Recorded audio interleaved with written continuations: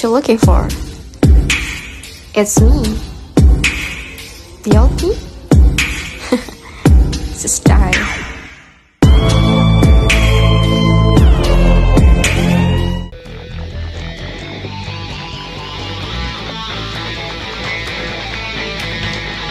Di sini saya ingin menjelaskan tentang beberapa metodologi dalam pembelajaran PAI, yaitu pada metode true or false sama snowball. Dua metode tersebut termasuk dalam metode-metode pembelajaran yang kontemporer. Pertama itu ada metode true or false. Metode belajar ini merupakan metode pembelajaran aktif yang dapat meningkatkan keterlibatan siswa dalam materi pembelajaran. Dalam metode ini tuh mahasiswa bekerja dalam kelompok untuk berpartisipasi langsung dalam pembelajaran yang mendorong kolaborasi dan pertukaran ide. Metode belajar dari true or false ini sangat efektif dalam menghidupkan topik-topik yang sulit dan kurang menarik, serta dapat membantu mahasiswa meningkatkan kapasitas belajar mereka, keterampilan berpikir kritis, dan kemampuan mengingat informasi. Langkah-langkah dari metode true or false ini pertama yaitu menyusun daftar pernyataan yang relevan dengan materi pelajaran dengan separuh pernyataan benar dan separuhnya lagi salah, atau seberapa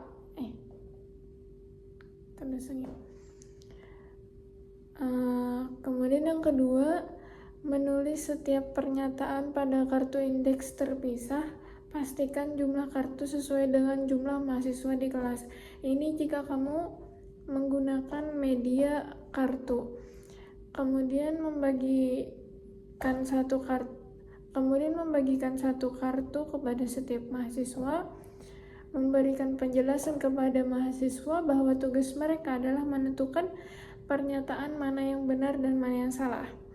Setelah pembelajaran selesai, dosen meminta setiap peserta untuk membaca kartunya dan memberikan pendapat apakah pernyataan itu benar atau salah. Memberikan umpan balik atas setiap kartu dan mencatat hasil diskusi kelompok dalam penentuan kebenaran pernyataan. Dan yang terakhir itu ada dosen dan mahasiswa bersama-sama menyimpulkan hasil pembelajaran yang telah dilakukan. Kelebihan dan kekurangan dari metode true or false ini, pertama, kalau dalam kelebihannya, mahasiswa dapat belajar dengan cara yang menyenangkan. Kemudian dapat memotivasi mahasiswa untuk lebih serius dalam belajar, menghindari sikap malas, mengantuk, ataupun melamun. Sedangkan kekurangannya adalah kadang-kadang bisa terjadi perbedaan pandangan dari berbagai sudut dalam menyelesaikan masalah, bahkan diskusi dapat menyimpang dan memakan waktu yang lebih lama. Dan yang terakhir, ada kekurangan pembagian kelompok, pasangan, dan sisi berbagai antar pasangan dapat membuat pembelajaran menjadi kurang kondusif. Jadi, contoh dari langkah-langkah true or false ini ada yang lebih sederhana lagi selain menggunakan kartu. Misalkan kita bisa menggunakan dengan media tangan. Misalkan kita sebagai seorang guru atau sebagai seorang dosen sudah menyiapkan pertanyaan-pertanyaan atau pernyataan-pernyataan yang sudah jelas itu apakah benar atau salah. Jikalau pernyataan itu benar, maka si mahasiswa ataupun murid bisa mengangkat tangannya dengan menggunakan tangan kanan, dan jikalau salah, seorang murid atau mahasiswa bisa menggunakan tangan kirinya, mengangkat tangan kirinya bahwa pernyataan yang disebutkan oleh guru atau dosen itu adalah salah. Kemudian lanjut metode snowball. Metode snowball ini ada snowball throwing dan snowball drilling. Pertama itu ada metode snowball throwing. merupakan metode pembelajaran yang melibatkan aktivitas menulis pertanyaan, kemudian menggulungnya seperti bola salju, lalu melemparkannya kepada siswa lain secara acak. Langkah-langkah dari snowball throwing ini: pertama, guru menyampaikan materi terlebih dahulu, kemudian siswa dibagi menjadi kelompok kecil. Setiap siswa menulis satu pertanyaan terkait materi. Pertanyaan digulung seperti bola salju dan dilempar ke teman lain. Dan yang terakhir itu siswa membuka dan menjawab pertanyaan yang diterima. Kelebihan dan kekurangan dari metode snowball throwing ini.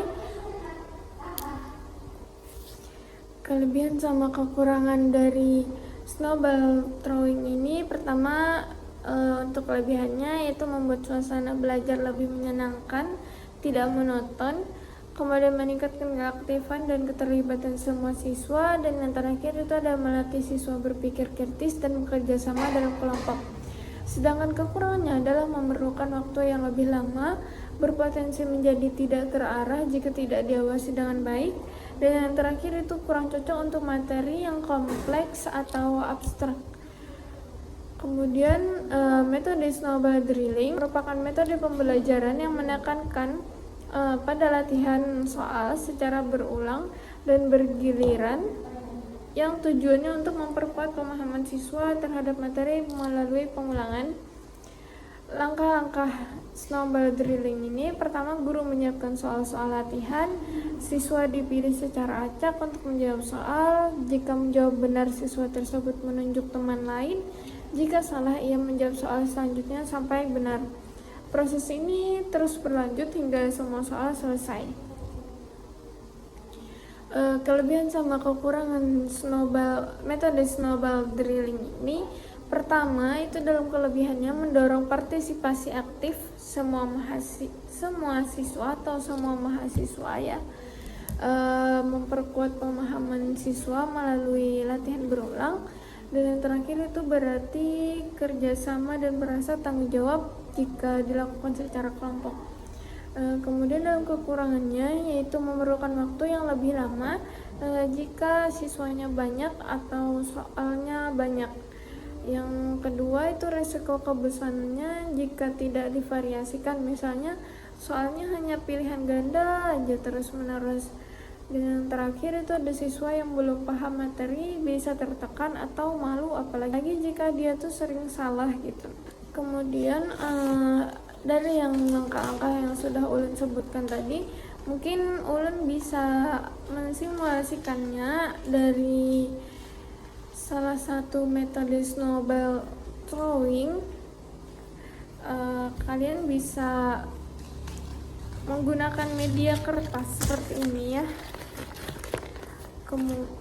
kertas seperti ini. Kemudian misalkan saya menjadi sebagai seorang guru misalkan, kemudian saya menyuruh mahasiswa atau siswa saya untuk menyediakan kertas, karena saya menggunakan media kertas untuk simulasi metode snowball throwing ini. Kemudian setelah berbagi kelompok, karena sebelumnya tadi kan sudah berbagi kelompok ya, karena sebelumnya sudah dibagikan kelompok, kemudian per kelompok itu menyediakan satu kertas yang digunakan untuk dilempar pada kelompok lain nantinya.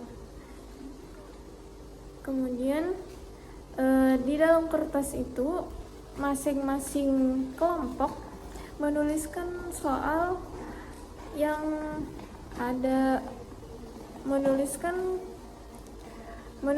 soal terkait tentang materi yang sudah saya jelaskan sebelumnya atau materi yang sudah dipelajari sebelumnya. Kemudian jika sudah menulis soal per kelompok, kemudian kertas ini digulung seperti ini dan dilemparkan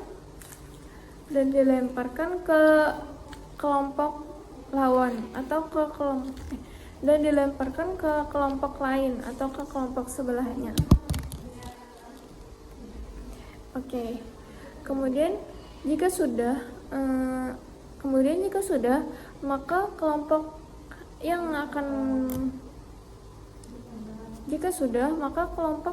yang dilemparkan kertas tadi yang mendapatkan kertas itu, maka kelompok itulah yang berhak menjawab atas soal pertanyaan yang sudah dituliskan oleh kelompok lain tadi.